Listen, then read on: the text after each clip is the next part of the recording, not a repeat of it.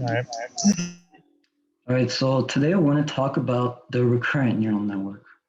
The goal for this is to try to get an intuition of why we need it, what it is, how it works. And in the next lecture, we'll actually implement it and use it for stuff, for predicting things. But for today, it's just a theoretical perspective of what a recurrent neural network is and why we need it. All right, so artificial regular neural networks, this thing that we learned last time, they're really good function approximators. Given any input, they find the relationship between the inputs and the outputs. There are some downsides to this, and for specific tasks, and for example, let's look at this. If we look at the graph, the image, it's a picture of a stock, Microsoft stock price. Well, let's say we wanted to predict the stock market, and we want to, for our specific task, maybe we want to predict the next day. Maybe given the first 5 days, we want to predict the next day.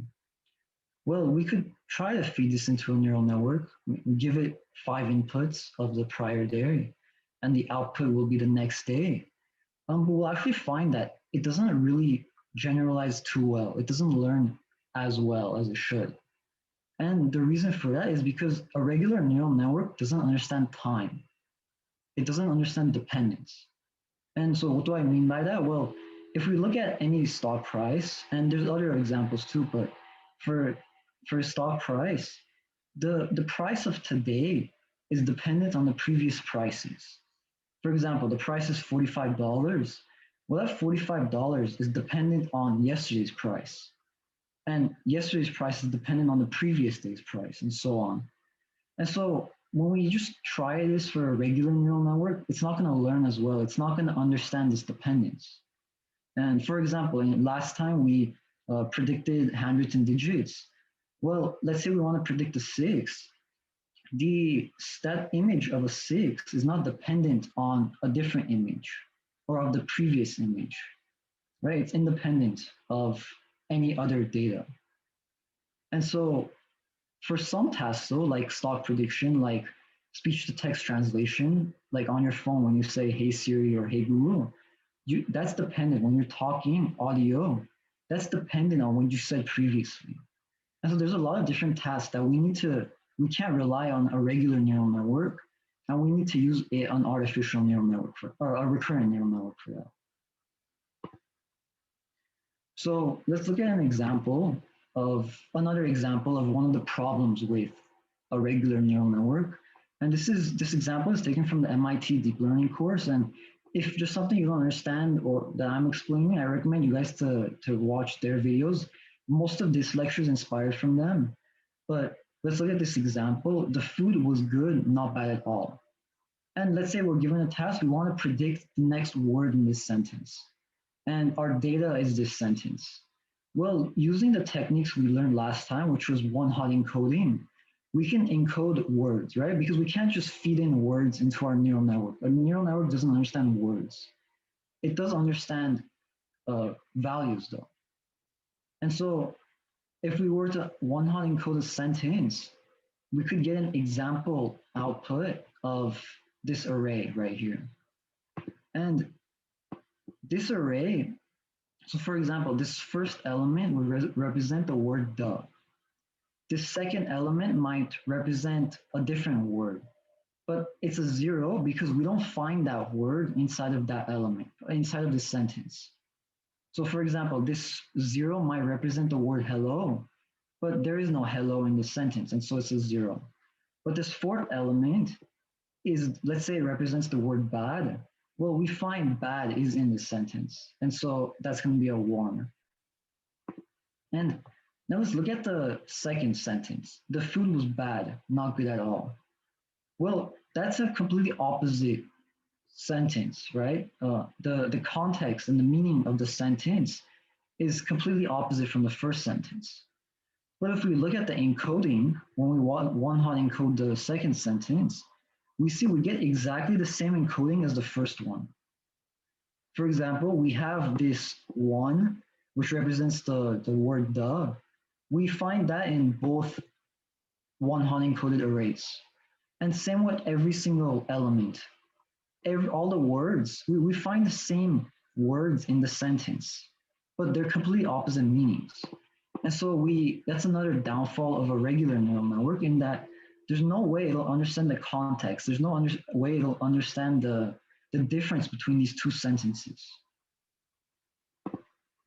And just to summarize and point out other problems with a regular neural network, as I mentioned before, time is not learned. So when we go back to our first slide, the price of today is dependent on the previous prices. And that's a variable through time, and it changes through time. But our neural network has no way of knowing that. Same with fixed size input and output. So, and this could be a problem for language translation. So if we look at this example of translating from English to French, we have this sentence, I would like to eat. We can see that there's 5 inputs for that, for the input of the neural network. So we have 5 words, and those will be encoded to 5 inputs. And then we have 3 outputs. That's fine. If we wanted to, we can make a neural network, a regular neural network with 5 inputs and 3 outputs. But the problem is, when we look at the next sentence, what is your name? That has 4 inputs. It has 4 words and 4 outputs when it's translated into French. Well, we specified in the first neural network that we want 5 inputs and 3 outputs.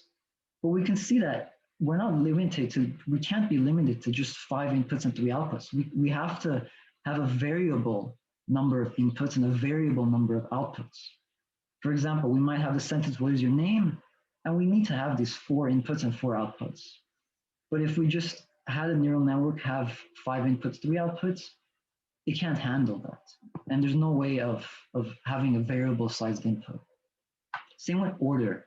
As in the previous slide, the context and the order is not learned from a regular neural network. So how do we solve this? We can use a recurrent neural network. And this is a pretty decent image of what a recurrent neural network looks like. We have our input of x of t, and t is going to be denoted by time. And we have this recurrent cell. And I'm going to call this cell h of t, and that's called a hidden cell. It's the hidden mechanics of the network, essentially. And just like a regular neural network, it has some prediction. All right, but this might be a little bit confusing, so let's unroll it. Let's unroll it through time. And so we have our first input, x of 0. That's going to go into our first hidden state. And that's going to be, that's going to be h of 0, or our first hidden state. And there's different variations of a recurrent network, but let's say we want to output a prediction at each. So every input we have, we want to output some prediction. And so we'll output the y of 0. All right, so let's kind of look at the operations of what's going on. We have the input of we have x of 0, which is our first input. That's multiplied with our weights. And then that's what our hidden state is going to be. And then if we want to predict, we multiply the hidden state by a different set of weights. And I'll talk about the math in the next slide. But this is the important part of a recurrent neural network, is that when we look at our second time step, x of 1, that's also fed into our hidden state, but just our input isn't fed into it. Our previous hidden state is also fed into it. For example, this arrow denotes that if whatever we got in our previous hidden state is going into our next hidden state. And also this previous hidden state, the first hidden state, is dependent on the input, the first input. Well, if we're feeding the previous hidden state, this first hidden state, into our second hidden state, well then this second hidden state is going to be dependent on the first hidden state and of the first input. And this is what allows us to model for time. Because in the stock price example, this first hidden first input might be the stock 5 days ago. The second input might be the stock 4 days ago. And then we want to predict the next day's price. Let's say it's x of 2. We want to predict the next day's price given two previous inputs. Well, then this input, or this hidden state actually, is dependent on the second input and the previous hidden state and the previous hidden state. And so this allows us to model dependence, and it allows us to model through time.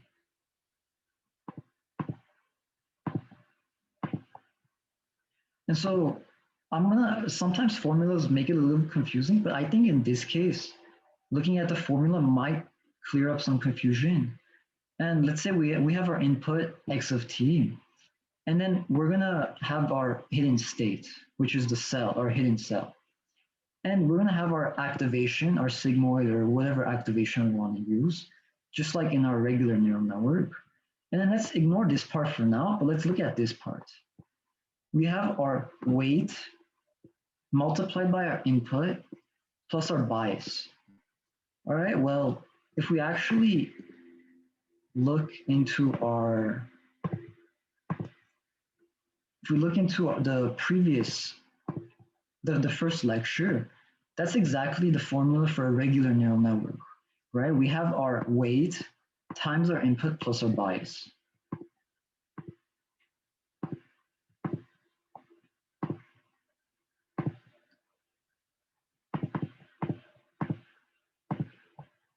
And so this part of the formula is exactly what a regular neural network is.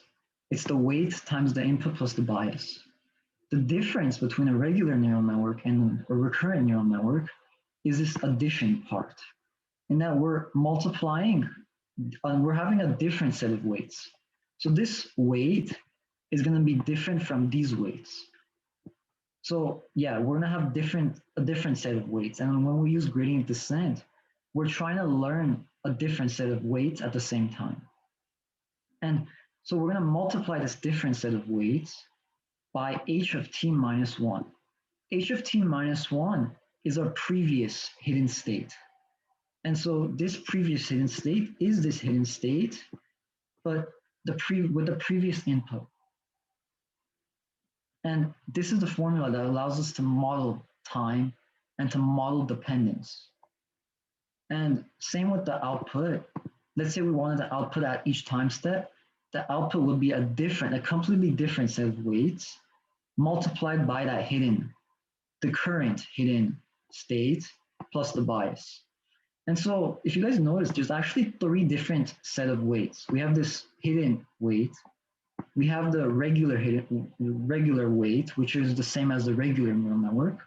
And then we have a different set of weights for our predictions. And so we have 3 different sets of weights, whereas our regular neural network just has 1.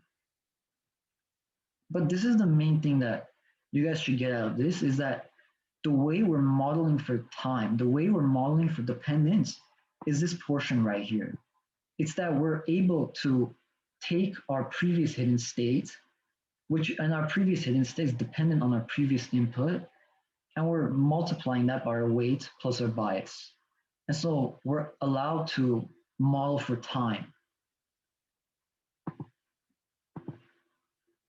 Is there any questions?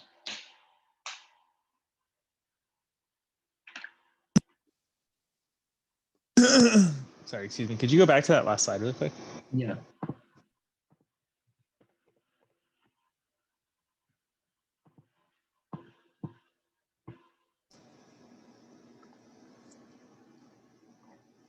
Let me just screen cap it so that I can refer back to it. This is a good slide. Okay, thank you. Yeah.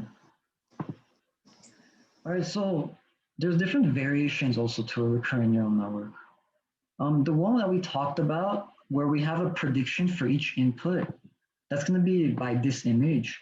So we have our first input that gets fed into our first hidden state, and then we get our first prediction. Then this first hidden state is going to be fed into our second hidden state, which is also dependent on our second input, and we get our second prediction from that. And same with as you have as many time steps as you have. This is pretty useful for some tasks. For example, translation. When we want to translate from one language to another, let's say we have English high, um, and then maybe we have another word how, and then well, we want to transfer this to our first hidden state, and maybe we want to translate from English to French, and our prediction is going to be the translation from high to the French translation of whatever high is in French. And same with for each time step. And there's some problems with this for language translation, but there's some tricks that are used for example, what if we have the word high, but then we don't have a translation in French, and maybe high is dependent on the next word. And so we only have a prediction right here. And so the French translation is dependent on the second input and the first input. And there's different ways to model for that. And for example, we can have like this is a little bit outside the scope of this, but we can have like a default element where we'll specify that this should have no prediction, or the prediction will be that there is no prediction. And that's not too important, but just know that there's different ways to model for the different tasks. And same with this image. This image, let's say we want to predict the stock price of the 10th day. Well, we'll give the first day, and then the second day, and then all the way up to the 9th day. And then this 9th day finally has the prediction to the next day's price. And so we can see that we're not going to have a prediction for our first input, for our second input. We'll have a prediction for our last input. And there's different variations. It all depends on what task you're trying to accomplish. But just know that there's different ways of doing this. But the main idea, again, is that the hidden state is dependent on the previous hidden state. And so we're just modeling for time right now. And so you guys might be wondering, how exactly does gradient descent occur if we have, let's say, a prediction at each time step? It's kind of the same way we do a regular neural network, except with more losses. So for example, in our first prediction, we're going to have a loss, our first loss. Our second prediction is going to be our second loss, and so on. So like this prediction is going to be, let's say we're doing language translation, and we get a prediction of some array which might represent words. So let's say this array represents some sentence, which is this one is supposed to represent the word high that you're saying. Well, this is the prediction from our model, and with the weights randomly assigned. As we train though, we want our loss to decrease, and so we want this loss to go down. Well, we compare this array with the actual array. Let's say the actual array is supposed to look like 1, 0, 1. And so we compare the difference between our prediction and our output. And this is just like the regular standard neural network. And we get our loss for this specific time step. But then in our next time step, we do the same thing for our second time step, and we get a second loss for that. And so we can see that we have many different losses corresponding to many different predictions. And those losses are kind of summed together, they're added together to get some big loss. And this is the loss that represents our entire prediction, of all of our predictions. And so backpropagation works similarly, but it's a little bit, not more complicated, but with more steps. Because in the regular backpropagation, where we have to take the derivative with respect to our loss, we have to take the derivative with respect to every single loss, which means that we first start off with this first loss over here, and we take that derivative with respect to for the last prediction. And also, by the way, if you guys don't understand it, it's a little bit confusing, don't worry too much about it, but just know the main thing is dependence. And that's what we're modeling over here. But for the technical details, we're taking the derivative with respect to the loss of the loss with respect to the prediction, and with respect to the hidden state, with respect to the last input. And then, of course, this hidden state, though, is dependent on the previous hidden state, which is dependent on the previous input, which is dependent on the previous hidden state. And it goes on through the time steps. And so the losses are calculated like this. And so you guys can see that there's a lot of steps to calculating the derivative with respect to the loss. And this actually goes into one of the problems with recurrent neural networks is that there's so many backpropagation steps that we have to take. And there's also so many weights that we have to take into account. Because each weight right here, we have the weight of the input, the weight of the hidden network, and the weight of the output. And those are three different weights. And so those are a lot of weights that we have to backpropagate, that we have to take into account. And this can become very costly, computationally costly, and it can actually hurt performance. And the reason this kind of hurts performance is because these weights correspond to, they mean something. If we just look at these weights though, it'll be a collection of like 0.0, it'll be a collection of numbers, of float values. And we'll look at it and we'll be like, wow, this is confusing, we don't really understand. But to the neural network, if the gradient descent has found the global minimum, then these weights actually mean something, and it means that it's learned something. And yeah, so but we're gonna have three different types of weights, and we need to take those into account, and that creates some problems. And the main problems with recurrent neural networks is that the gradients, those values of the weights, can get too big. They might explode. What do I mean by that? Let's say we're backpropagating and we have so many weights that we have to take into account, and we have so many backpropagation steps that we take into account.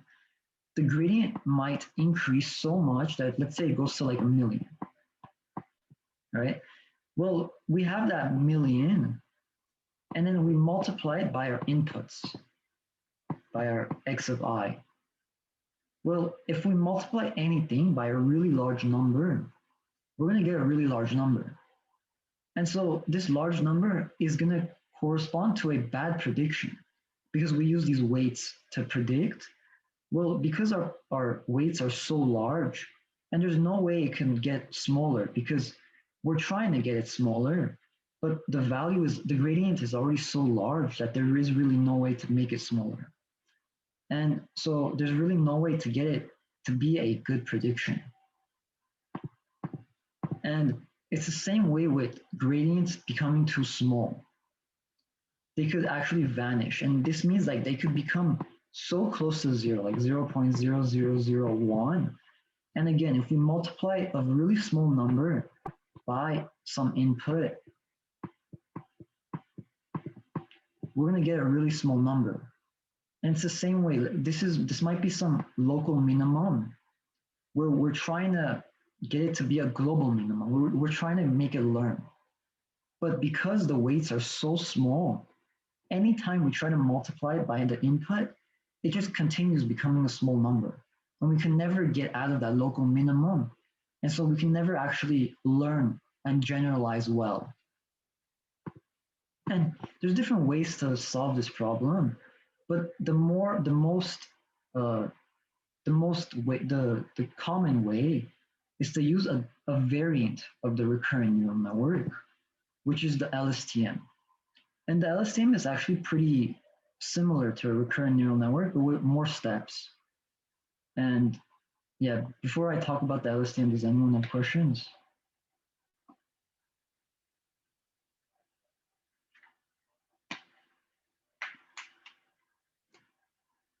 All right.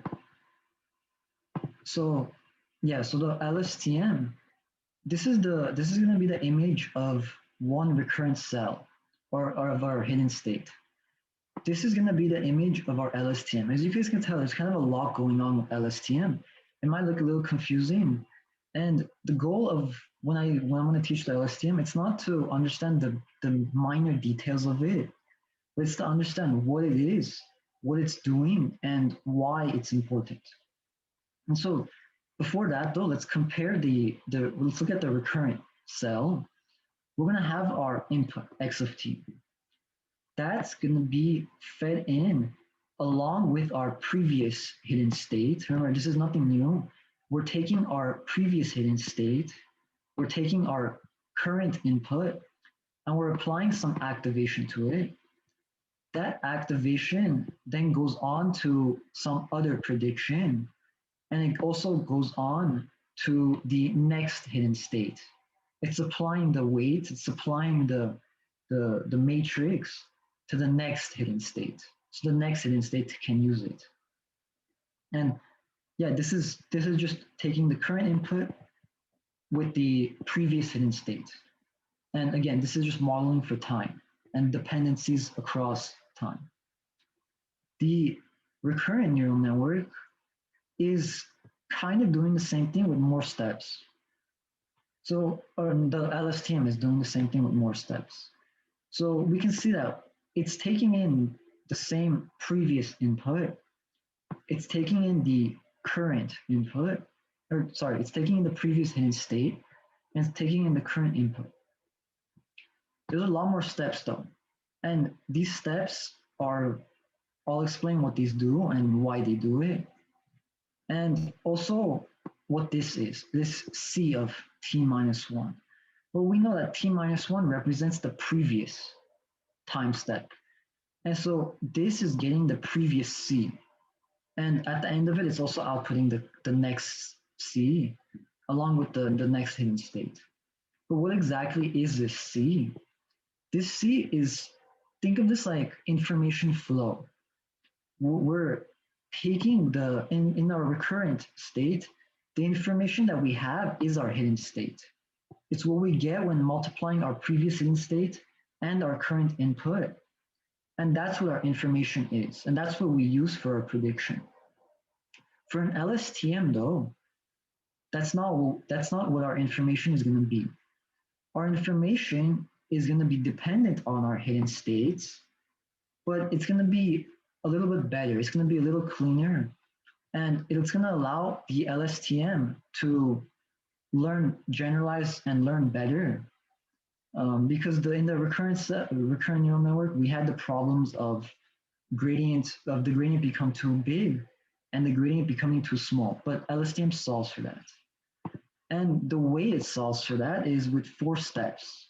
And these 4 steps are outlined in this diagram by what it's doing in this diagram.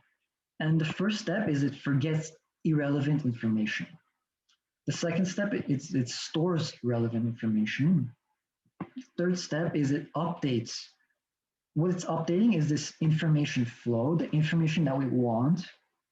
And finally, it outputs the relevant information. Okay, what exactly is this relevant information? What exactly is information? The information is just our weights, right? It's our tuned weights that are being passed along by our previous hidden states. And so when we're multiplying and by our current input by our previous hidden states, we're getting some information out of it. And as we're going through gradient descent, we're learning and we're finding the correct weights so that we can have the correct information to output the correct prediction. All right, well, what the LSTM is doing when it forgets is forgetting irrelevant information. What's irrelevant information? Well, we don't know, but it's up to the LSTM to figure out what this irrelevant information is. Same with the storing, same with the updating, same with the outputting. It's learning what to forget, it's learning what to store, it's learning what to update and what to output. And the way it's doing this is using gradient descent. It's updating the weights, and it's finding the relevant information to carry on to the next step so we can output the correct prediction. So yeah, let's actually break this down into steps, and let's find how does it actually forget information. So the first step is we're taking our previous hidden state. This is nothing new. Same with the current input. This is exactly like the recurrent neural network. we're taking the previous input, the previous hidden state with the current input, and we're applying some activation to it. This is exactly the same thing as the recurrent neural network. What's different though is instead of the recurrent neural network would take this, whatever it got from this activation, and would send it over to the next cell. LSTMs don't do that though. What an LSTM is doing is it's taking this, whatever it got from this activation, and it's putting it into this information flow, into the C. This C is the relevant information. This is the information that we care about and that we're going to use for our prediction. So this is how it forgets though. It's it's taking the previous input, the previous hidden state, the current input, applying some activation, and then this symbol it's a multiplication symbol, but it's sort of like a function multiplication. What I mean by that is this sigmoid, when we have it, that's some function, right? It's the sigmoid with it's the activation with our weight times our bias. That's some function that we have. That function is going to be multiplied to the previous information flow. And again, this is the relevant information that we care about. That's also some function. And so we're multiplying the activation that we get to the previous information flow. And this is what allows us to forget information. And it's actually not too obvious. Like, why should I forget information by just multiplying these two functions? But through experimentation, people found that, yeah, it's actually forgetting information through this. And it's allowing relevant information to flow to the next step, essentially. And don't get bogged down by the multiplications and the hard details. But if anything comes out of this, just know that it's forgetting information, it's storing information, it's updating information, and it's outputting relevant information. And I'm going through the technical details of how it's doing this, but if something doesn't make sense to you, don't worry about it too much. Just know the intuition of what it's doing and why it's doing it. And the why it's doing it is these are the steps that allows it to generalize better than a regular recurrent neural network.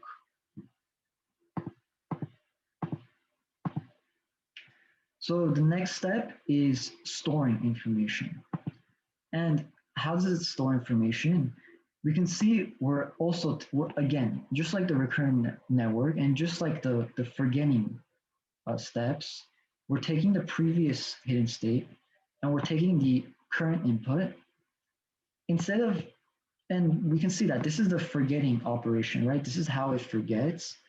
But next it goes into the storing operation, the storing step. And the way it does this is by performing some activation, just like it did in the forgetting step, but it performs an activation twice. And these are two different activations. And of course, we get two different functions for this. And then those two different functions are multiplied together. And, and then those multiplications are added to our information flow. And again, this is the information flow that we care about. And this information flow is the relevant information. But maybe the relevant information, it needs to be updated, right? It needs to forget some information. And in the previous step, in the forgetting step, it's forgetting information. In this step, it's storing relevant information. And this is the operations it's taking to remember and to store the relevant information that it takes. Is there any questions?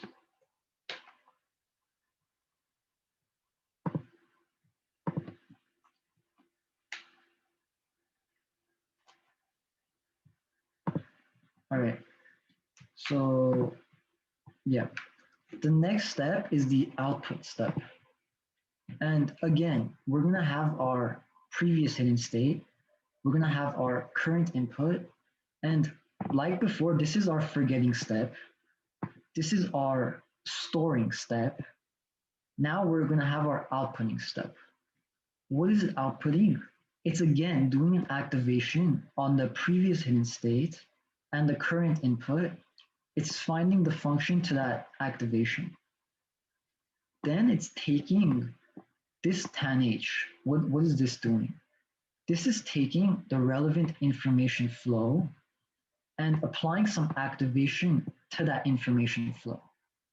What do I mean by that? Well, this information flow, again, is the relevant information that we want, but it might not be correct information starting off. So we, we forget information in this step. We then store the information, store relevant information, and then we have a better representation of what that information is, right? Because it's forgotten irrelevant information, it's stored relevant information. And so we're taking that information and we're applying the activation to it. Then we're multiplying that function activation, and with the activation of the current state, the current input with the previous hidden state. And with that output, we're outputting that as our hidden state. Now, this is obviously this is the differentiating factor among with the other steps between recurrent neural networks. The recurrent neural network was taking the previous hidden step, the current input, applying some activation, and then just sending that as the next hidden state. This is taking a lot more steps to do the same thing essentially. But these steps are important in order for it to output relevant information for the hidden state. And finally, once we've done the forgetting, once we've stored, once we've outputted, we're gonna update the information. And I kind of touched on this a little bit, but this is what it's updating. This is how it's updating information. It's taking the previous relevant information, and then it's taking the forgetting function, how we forget, and it's multiplying it to the previous relevant information. It's then adding the storing. This is how it stores, and it's adding that stored function to the previous or to the current information flow. And with that, that's how we multiply it, or that's how we output to the next relevant information flow. It's doing all these operations just so we can send in relevant information to the next step. This relevant information, we care about it because this is what we use. We don't use the hidden state, right? In the recurrent neural network, we were using the hidden state to output the prediction. What we're doing in this case is using the relevant information flow to output our prediction.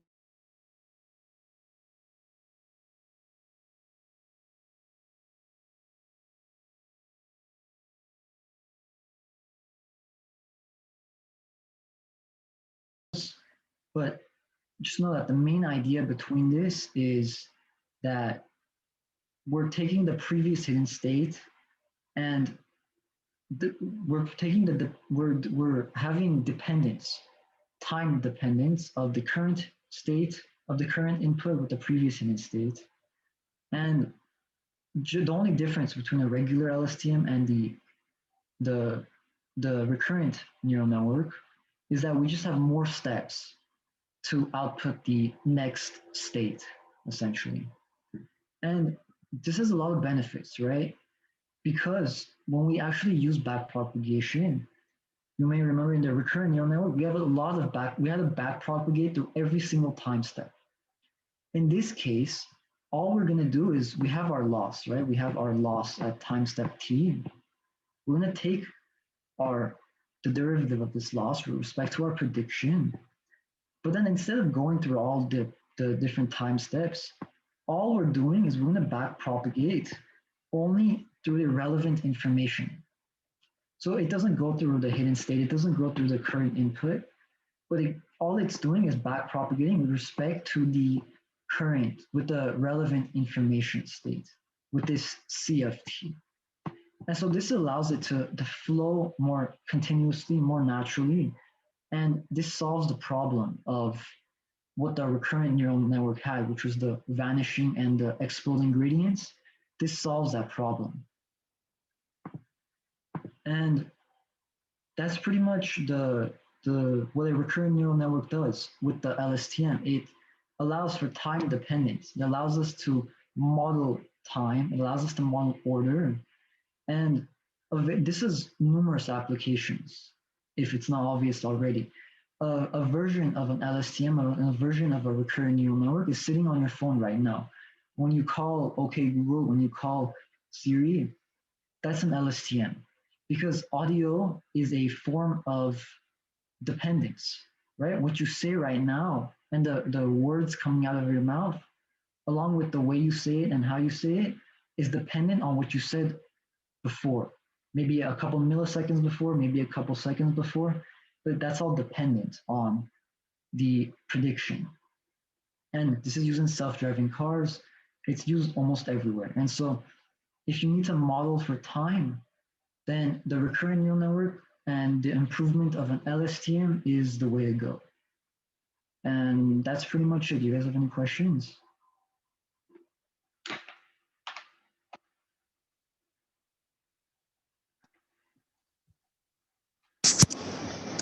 I guess I'm probably gonna have to review this. I've got lots of questions, but I think I just need to read more. But it's a lot. Yeah, this is significantly more complicated than the regular neural network. So next week, is it next week or 2 weeks from now? We're planning to do and actually do an implementation for this. Yeah. And then, do you already have planned out like what the implementation project will be? I'm gonna try to do a basic language translation. I'm gonna see if how that goes. Obviously not as complicated as Google Translate or anything, but I'm gonna try to build that. See if it's something that can be done in an hour or so. Mm-hmm. If not, maybe like some simple stock prediction or something like that. But I'm gonna try to do the language translation thing. Okay. Okay. Yeah. That sounds cool. This is pretty neat.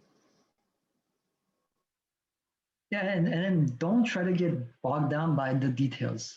I just try to explain it just because I can't really find other people like explaining the technical details too much. But if there's something confusing about it, it's not too important to understand the technical details of it. It's more important to understand the intuition and why you would use it and how you would use it. And so actually, let me actually review that. I forgot to say that part. But the way we implement the way we actually implement the LSTM is by doing the tf.keras.layers.lstm with the number of neurons. And obviously we'll implement this next time, but that's how we do it. So yeah.